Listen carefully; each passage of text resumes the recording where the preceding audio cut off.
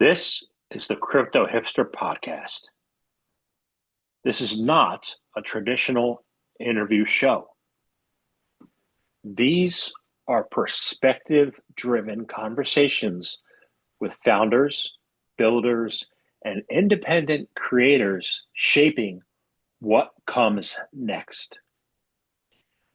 We go beyond headlines, beyond hype, and beyond price to explore ownership, freedom, and opportunity in the digital economy, where builders talk freedom, not price.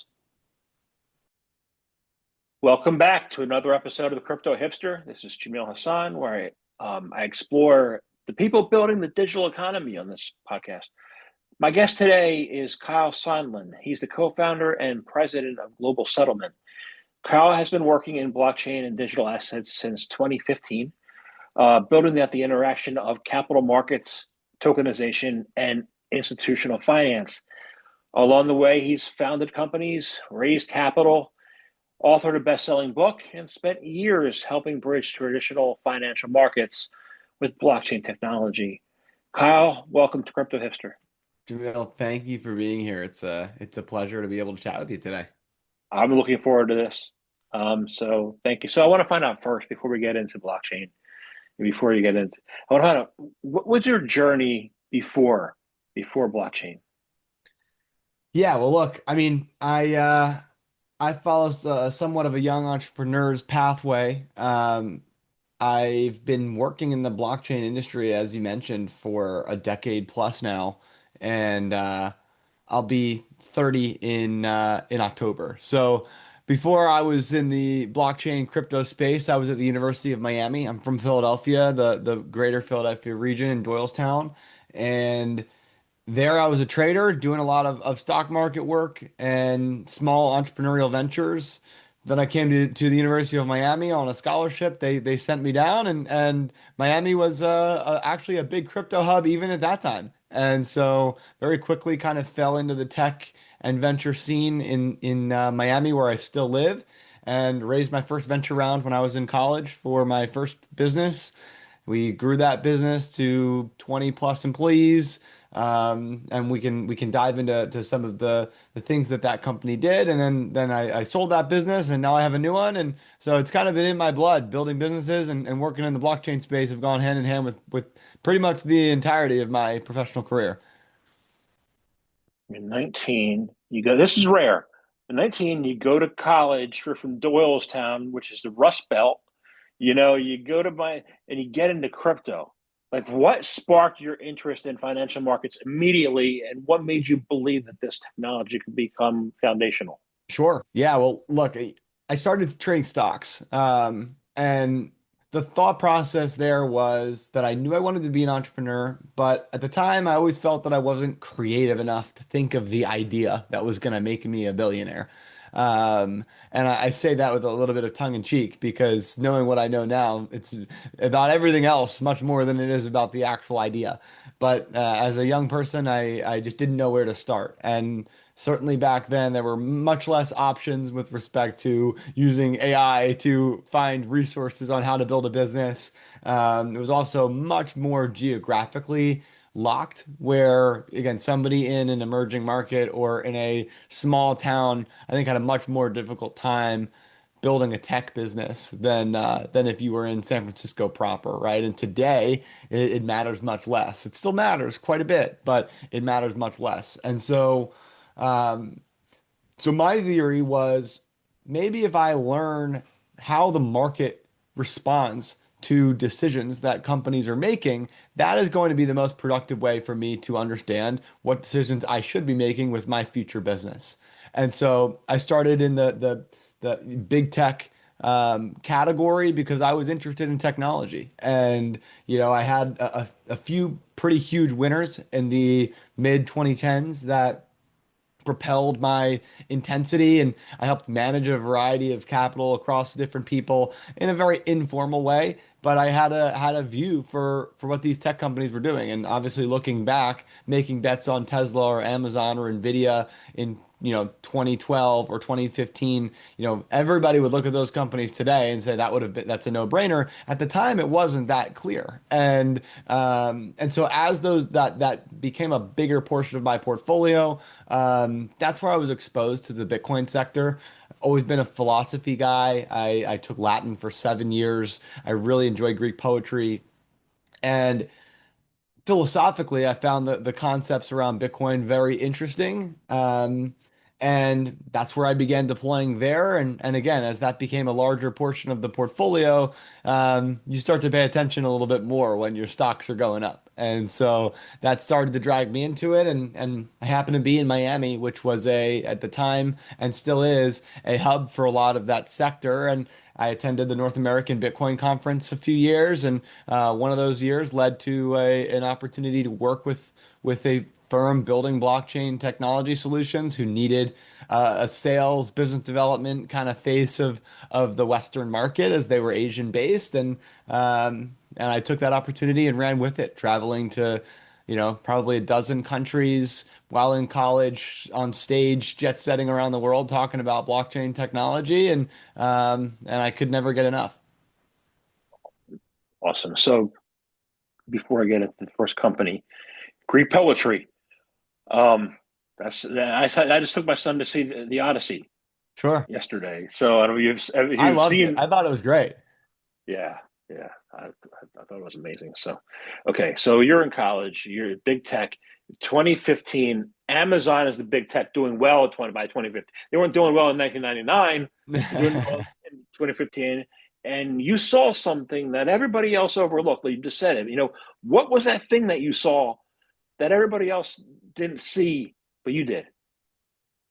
Well, look, I think across my career, an early mentor of mine recommended if I wanted to learn how to trade stocks on the market to read The Intelligent Investor by Ben Graham.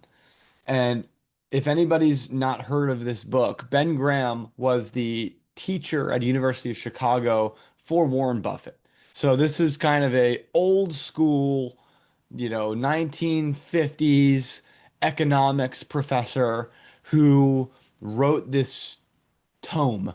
It's quite literally it's a dense read. If you better be prepared. And it discusses quite a few things that I think have been lost to our investment community these days around book value investing, which is the idea of if you strip away marketing, if you strip away the supply and demand economics and just look at what a company is actually worth from its nuts and bolts, if you can buy companies that are trading for less than what you think the nuts and bolts of the company is actually worth, then you are never going to lose over a long enough time frame. And that is essentially overly simplified, but the Buffett Munger entire strategy of Berkshire Hathaway is buying companies that have more value in the company than what the market thinks. And that often usually means they're boring businesses or they're not something that's trendy, but that's where the value lies. And again, long enough time frames was a really large lesson that I took. And I think that I've consistently across my career prioritized the compounding interest of my time. And I recognized as a young person that the one value that I had over any investor on the market generally was that I was willing to and was able to take long tail bets on the things that I'm investing in, knowing that I am looking for 30 to 50 to 75 years of compounding interest on an investment, and I'm competing against guys that just don't have the same time frame. And I've taken that approach with most of my companies as well, where I was comfortable being early to a market, knowing that as long as I can survive long enough in that space until it does mature, I will have incredibly strategic position by being early into that sector. And I think the difference in the public markets is that even taking a 2 to 3 quarter view on a particular company at the time and even today generally seems to be longer term than what the average investor is looking. Everyone, and it's only become more prescient today, everyone's looking for the headline overnight. Everyone's looking for the immediate 2x of their money or 10x of their capital, or everyone is really focused on immediate dopamine returns of the investment that you made. And I think my priority has pretty consistently been I would much rather buy things that I believe in from quarter to quarter and look at where I think it is today and where I think it might be in 3, 5 years from now. And if I'm comfortable with the idea that 5 years from now, I think it'll be worth more than what it is today, then it doesn't really matter what the stock does tomorrow. Because I'm pretty confident that it'll be more valuable in 5 years. And the entry price itself is actually, I think, a Trojan horse, if you will. Yeah. I came into crypto in 2017. A lot of my holdings were things that I bought in 2018 and 19, and it's been building slowly since then. My conviction's been more like, okay, I'm stubborn, right? But you have been a builder who's experienced multiple market cycles, right? So, what period in the past 11 years has tested your conviction the most? And were there moments where you question even staying in the industry? Well, for sure. Um, The test question is a very interesting one. I think that the answer to what when I was tested the most and if I question staying in the industry probably are aligned, right? As your, your worst moments professionally are also the ones where you consider other options. I think that the collapse of the FTX debacle was, I think, the most difficult for me.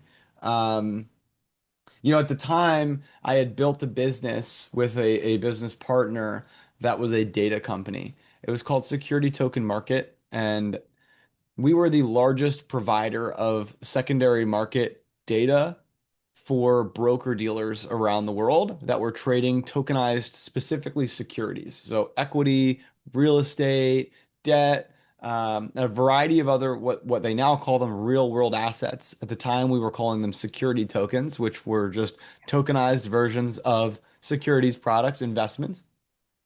And we built that business on the back of multiple fundraisers from family offices and venture capital firms around the world.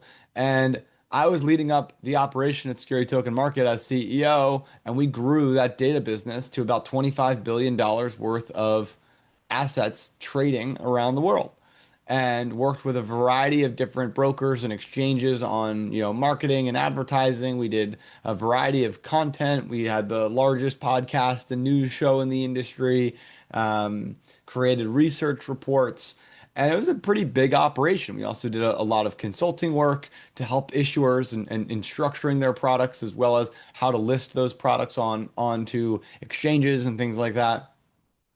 And so we had been building this company, and as we had mentioned, it was the really the first venture-backed business that I had been a part of, that I had started with my business partner. And when the FTX situation fell apart, it was really tough because we had no exposure to the actual exchange. We didn't hold anything in crypto.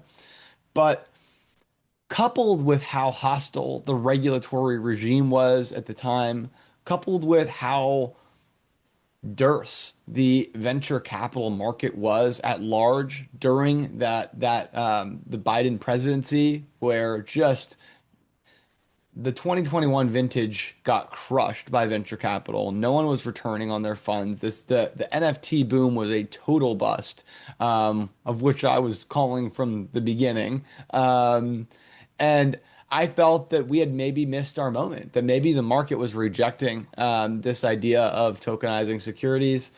When FTX collapsed, what went out with it was most of the other venture-backed companies and their funding. So it was very difficult to raise capital. It also was very difficult to find revenue because most of our customers were venture-backed businesses. And so if you can't raise money, you're also not spending money. So we kind of got hit on a few different fronts. And it was at that time my mother also had aggressive stage 4 lymphoma.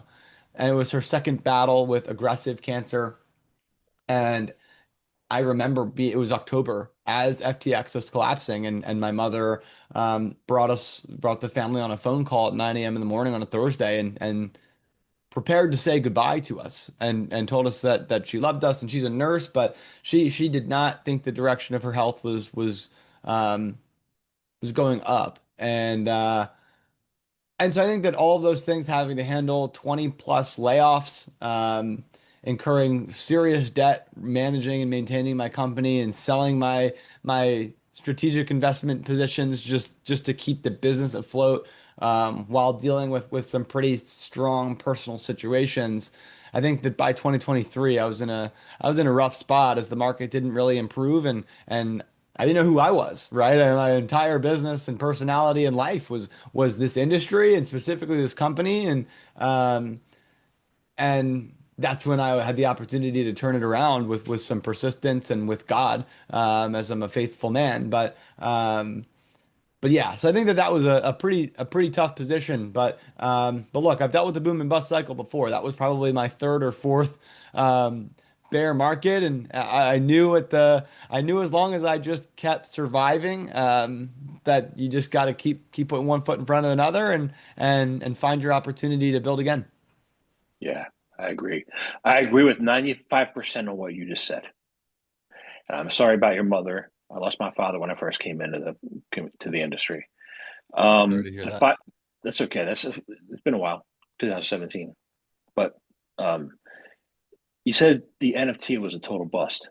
It wasn't a complete bust. There was some usefulness out of it, and the usefulness, and I just re-examined that in one of my latest books, is what lasted, what's evergreen, is the artist and founder's philosophy. That that held up beautifully. Talk about the token, about the art, about the tokenized art, and all that. That stuff fell away, but like their life journeys, their life stories, their Sure. backgrounds, they've all held up, and their philosophy evolution has held up. So I know that during FTX, your philosophy was different than your philosophy is now. So how has your philosophy changed in those years since FTX, and how do you feel you're in a better position today? So one of the difficulties of building a data company, and just to maybe close the loop on that, the fortunate news is that that business did survive and it was acquired by Redstone earlier this year after quite a long journey. 8 years or 7 or 8 years of that business's life cycle. So it did, recover and have a successful ending of that chapter of my life. And all credit goes to my business partner in negotiating that deal after I had started working on the next project. The problem with running a data company is that I wanted to get my hands dirty on the actual deals. And if you're an objective media person and you're a data company with which your customers would be your competition, if you were to be actually working in the industry, I felt very handcuffed in how I could get engaged in these actual transactions. And so when I was able to take a step back, when the market slowed down, when it was time to kind of readjust focus in 23 and 24, I wanted to go back to the drawing board and figure out, what's the reason why these tokenized assets have not been adopted. And I kept going back to trying to evaluate what were the quantitative, quantifiable benefits to tokenization. Why tokenize? Because no one in a large company or institution is going to risk their professional career and reputation on an evangelistic cause. Thinking that it's interesting or exciting or novel or even embracing that this is the future, those are not compelling from a quarter to quarter key performance indication based management style, which is what most investment companies focus on. And so, if we were to convince the world that tokenization is the future, I need to be better at communicating and perhaps need to build a business whose sole focus is delivering a lower cost of capital or higher revenue. And if you can't reduce the costs in a measurable way or increase the revenue in a measurable way relative to the traditional way of doing something, there's nobody in the market that's going to use your solution. And so that was a really important reframing for me, where it went from, hey, the technology is super innovative, which is, I think, where we started, to, wow, this is capital markets infrastructure that helps me get real deals done. And by communicating it that way and by positioning my new company, Global Settlement, as a solution to a variety of money movement problems all around the world, and actually addressing those things with numbers, with facts, with stats, and with real world transactions, I think, were able to break through the simple, wow, that looks really cool, but you're too early, because I can now demonstrate in a variety of ways how we're immediately delivering returns to our clients and our customers in a way that I'm not sure anybody else in the blockchain sector is. And so that is a really important differentiator and perspective shift that I had only after actually getting my hands dirty and actually seeing where the problems lie in a transaction and solving for those things instead of what sounds sexy on social media. That makes all the sense in the world to me. And so it's building the back office and the front office at the same time, really. It's doing stuff that people are actually willing to pay for. And it sounds crazy, or oversimplified. I think a lot of it does come down to, compliance, for example, is a lot of back office work. And so, to your point, some of those things for sure are incredibly valuable. But I mean, front office is maybe a good way to describe it as well, right? There does need to be somebody that is interfacing with the financial institutions at their level, as opposed to trying to force these companies to come on to our rails. That's just probably not how it's going to work. And that's how that's how most protocols have been designed in this That's right. industry over the decade. Is like you were That's right. building this, you come to, yeah. Yeah, and I think that's just a very failed strategy in the capital markets lens. Perhaps in other industries or use cases that can work. But in my experience, if you're a broker dealer, you are a financial services company. And it's a very competitive space. And the last thing that a broker dealer wants to do is also have to try to be a tech company so that they can build integrations into your blockchains. And these blockchains, in my opinion, have failed dramatically because they've raised so much money and they have these huge token treasuries, and yet none of them actually invest resources in building usable applications for the financial sector on top of their system. Everybody builds a blockchain and then, just as to your point, says, hey, come build on us. And I just think that that is a really inefficient approach, and I think we've seen that in the sense that not much actual banking activity happens on chain aside from maybe stable coins. Pretty much everything else has been very slow growing, and I think that a big part of that is because none of these firms in the tech space are actually building what the financial services firms need in order to do these deals. Got it. Got it. So what has to exist before institutions trust the technology? Well, there's a couple things. So, one, we mentioned it earlier, compliance runs the financial services industry. And this is something that a lot of people don't like and is very frustrating, but it doesn't change the fact that it is what it is, right? Like you don't get to just decide to drive at 150 miles an hour on the highway because you don't like the speed limit, right? Like you're gonna go to jail, right? Like whether you like it or not. And this idea that we could just build permissionless, decentralized systems, and that there are going to be firms that are going to be comfortable taking on not only the existing risk that they're used to, but now additional risk and liability because of the fact that there's nobody else on the other side to provide that kind of counterbalance on the risk and liability side. That just, if you really think about it, it makes no sense. And so one of the big things that we saw is that KYC, AML, all of the compliance-based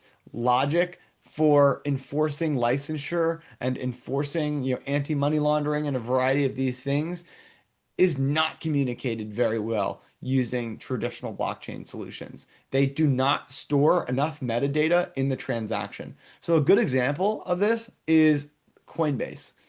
If you have Bitcoin in Coinbase, you are not able to transfer that into a brokerage account, even if the brokerage account could custody Bitcoin. And the reason why is because a lot of these Bitcoin transactions don't comply with something called the travel law. And the travel law states that if a financial institution is accepting capital for a client, the sending bank or institution also needs to send your compliance information so that they can double check that the funds came from both sides.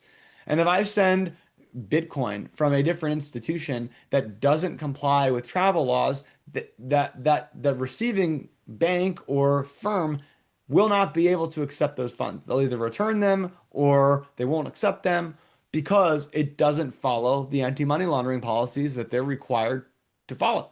And a lot of that is on the blockchain side because many of these blockchains don't store enough data or have the capacity to store enough data to even comply with this, even if we wanted to. And I certainly understand that some people don't want their information online. They don't want to have their identities exposed. And that's okay. You can use whatever you'd like. But most people don't mind. And most people prefer that they have systems where if their stuff gets stolen or hacked, that they can call somebody and have that transaction reversed or have those funds recovered.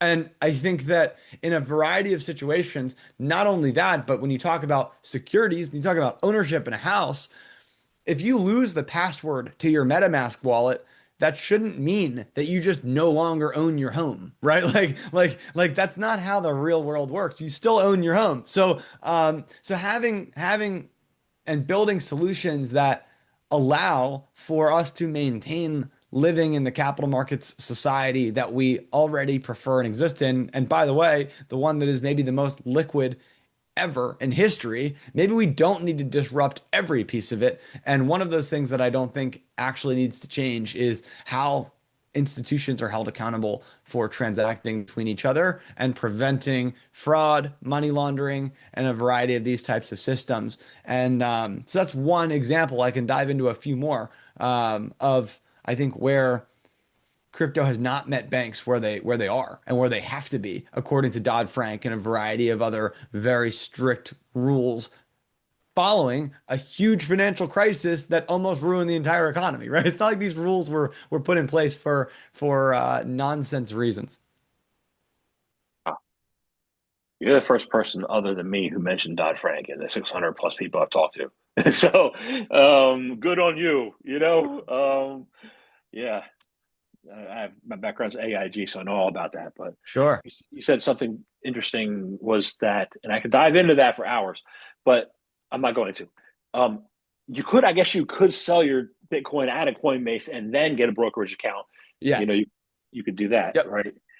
Um, but listening to how you spoke there, I want to find out, at some point, you know, founders stop simply building products and begin, not just owning systems, but stewarding them and making sure the next generation is able to inherit them, right? Sure. So what does stewardship mean to you, and how do you balance innovation with stability? Two wonderful questions. And while they may be intertwined, could both go in totally different directions. Stewardship is something that I think about quite a bit. Um, I'm going to be getting married soon, and I'm spending a lot of time thinking about my family's legacy and how I'm writing my own chapter of what that looks like. And hopefully there are, many future generational chapters to come. And I think a lot about the stewardship from family, from relationships, but also professionally. And as somebody that's been building in this particular vertical and I mean this in a humble way because in a lot of it's not necessarily like it made me that successful. One of the earliest builders in the tokenized securities and RWA space, there weren't that many of us back in 2017.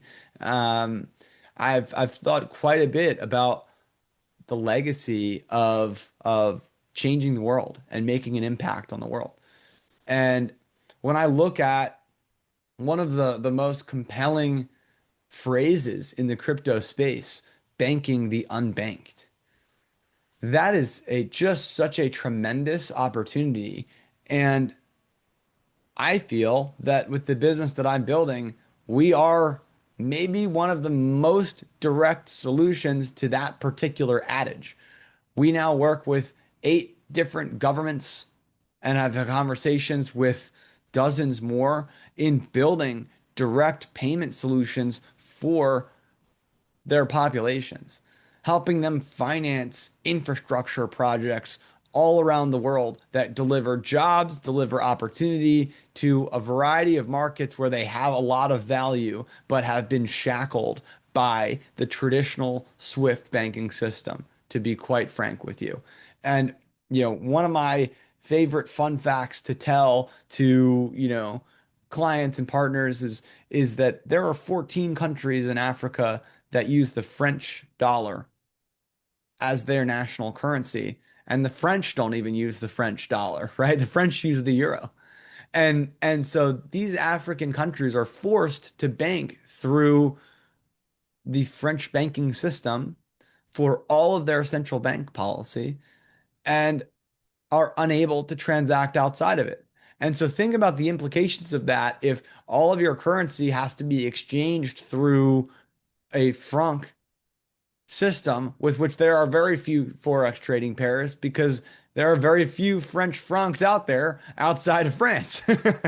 And so these 14 countries are not the only ones that experience severe economic colonization.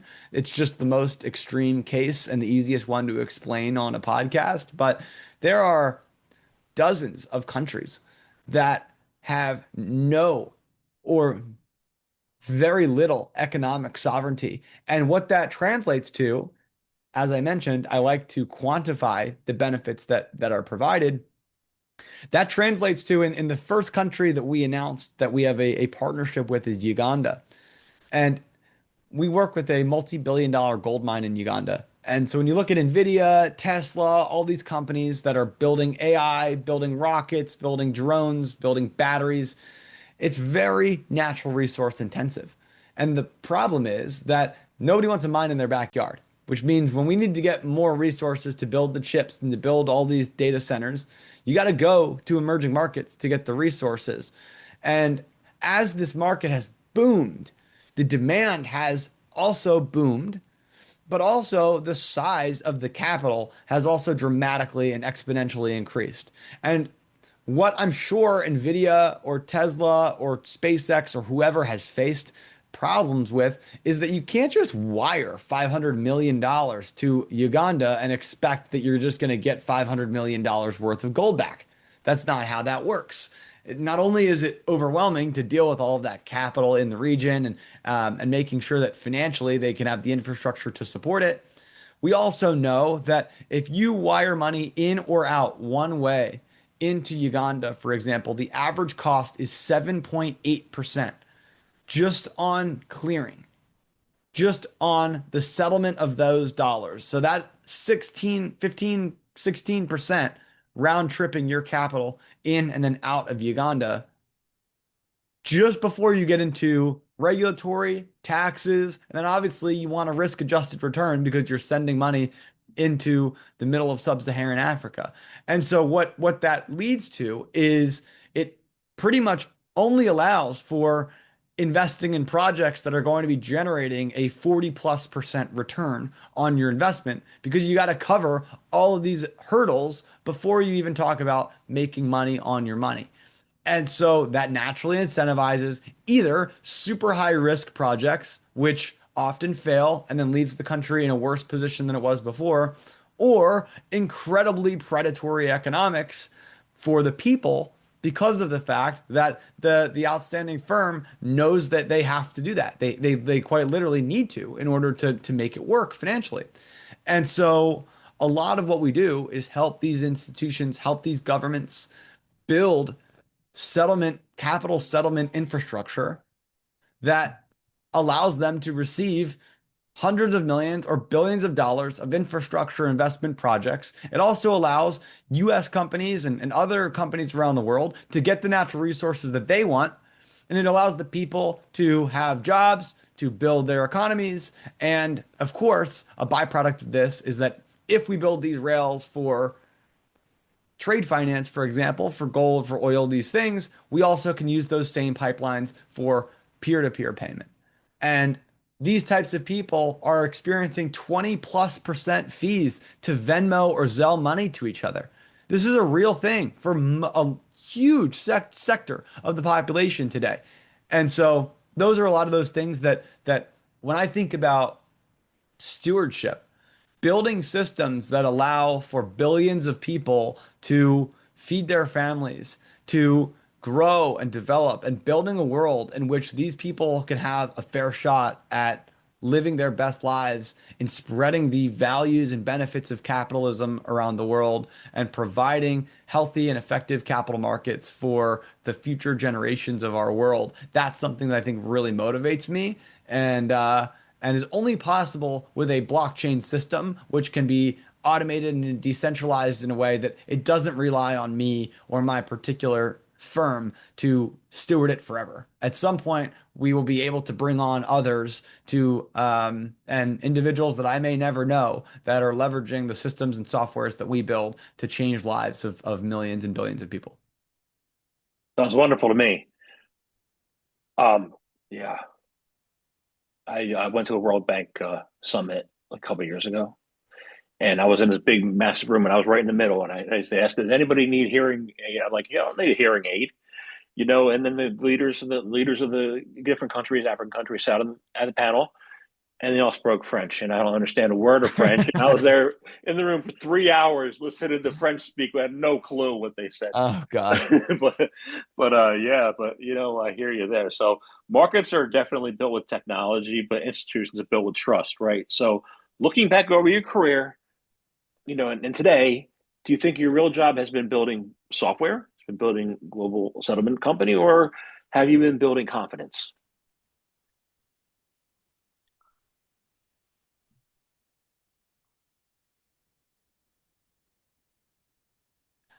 I think over my career, I have been building. I think the easy cop out answer is both. Because I have been building a lot of software and making people feel some type of way about it across my career. I think that I hope that just as much in confidence, we have been building excitement. Excitement for capital markets because I love doing deals. I love transactions. And I really do see the rails that we're building as a way and a means with which more transactions can happen for more people in more industries all around the world. We enable clients to collateralize and get loans and leverage against some of their less than liquid assets, which then allows them to redeploy that capital into a variety of sectors. We focus on investing in income producing assets all around the world and scaling the private credit industry, empowering emerging markets to fire up their refineries, to build on top of their natural resource production, build on their import export businesses, manufacturing all around the world, and financing that for market leading rates for everyone because of the fact that we don't have to pay the traditional fees that most firms and competitors in the industry have to provide because of the fact that we own the rails, which is only the first step of our puzzle. We built the rails so that we can build these real capital market applications on top, taking advantage of the fact that we own vertically the entire system. We can deploy capital more efficiently, return better returns to our investors while still giving more equitable packages to the issuers and clients that we work with. And I do think that in a lot of ways, as I said, it just comes down to a quantifiable cost of capital position. And so I like what you're saying around, are you building confidence? I think that I'm helping build confidence in the narrative of why tokenization.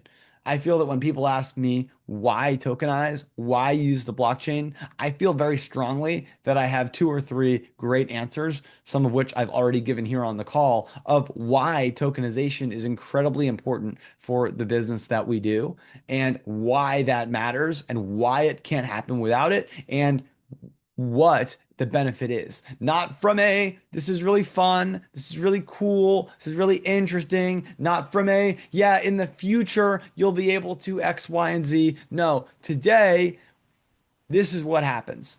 Without tokenization, we did a $75 million oil refinery leveraged buyout that would not have happened without tokenization. The family offices that we worked with on the equity of this deal could not move their capital out of their bank accounts in the Latin American regions with which they were based. The money was stuck in region.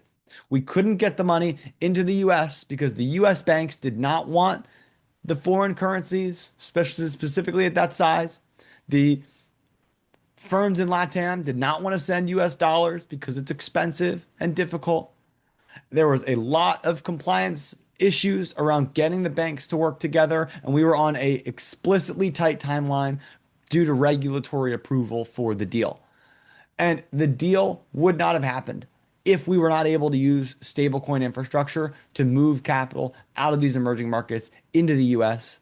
We were fully compliant. We worked with money transmitters, money services businesses. We did full KYC, AML onboarding of everybody, every counterparty involved. But without tokenization, the deal doesn't happen.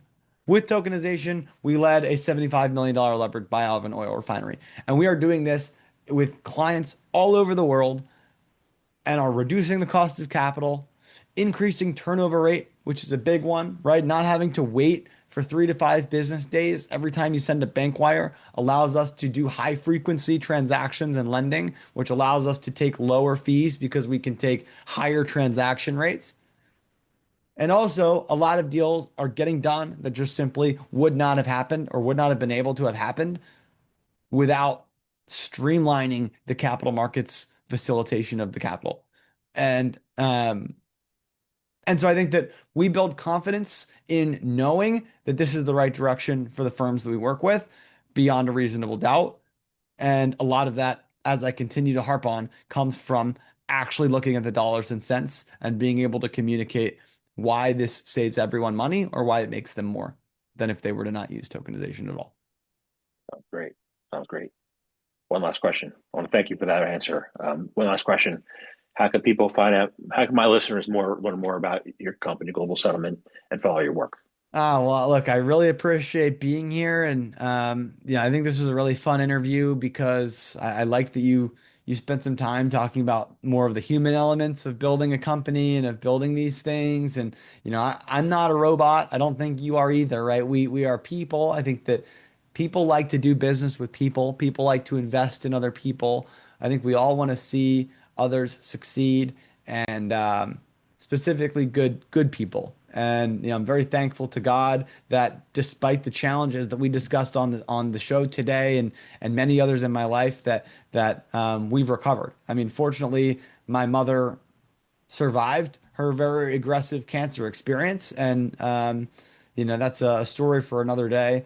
But the business that I was destroying my financial situation over at the time, ended up getting acquired, and I built a new business, and now I'm getting married, and a lot has changed for me over the last 4 or 5 years. And I just want to tell anybody listening, like, you could be in that situation too. And no matter how good or bad things are going, things generally revert back to the mean. But that is an important reminder that just keep moving, keep delivering, keep inspiring, stay positive, stay close to your faith if that's something that's important to you.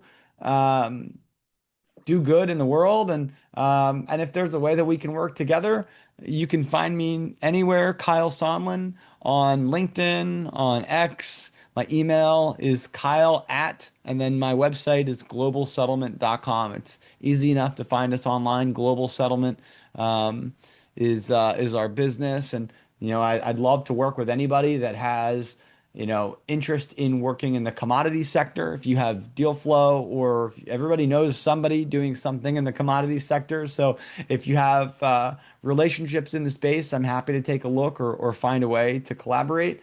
Um, and otherwise, I try to be as responsive as I can. I'm always happy to help. Never hesitate to reach out if there's an opportunity to work together. Um, so Awesome. Congratulations on your engagement, and thank you very much for your time today. thanks, Jamil. I really appreciate it.